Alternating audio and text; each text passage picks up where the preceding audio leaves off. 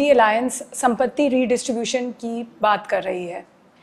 आपको क्या लगता है ये मुमकिन है, और जो ये देश के जो मतदाता हैं ऐसी प्लान से प्रभावित होंगे?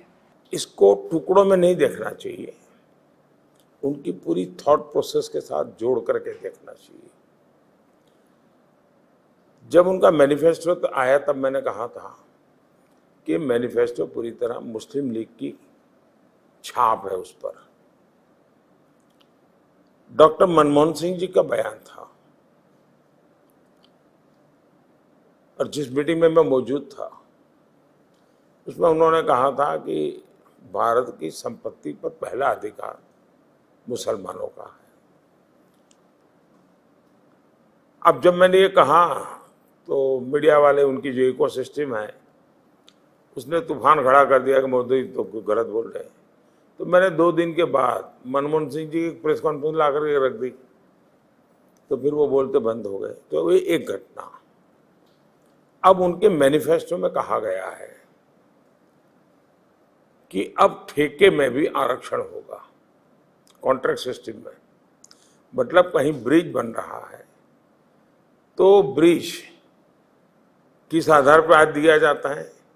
जो कंपनी लेना चाहती है उसमें रिसोर्सफुल है कि नहीं, एक्सपीरियंस है कि नहीं, कैपेबिलिटी है कि नहीं है, वे इस काम को समय पर करने की उनकी क्षमता है कि नहीं है।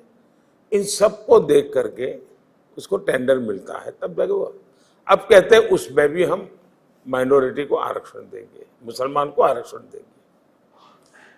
ये सारी घटनाओं को एक साथ जोड़ करके देखें तो जब ये कहते हैं हम इनहेरिटेंस टैक्स लगाएंगे, मतलब जो भी संपत्ति लेगी तो संपत्ति पर अधिकार किसका होगा?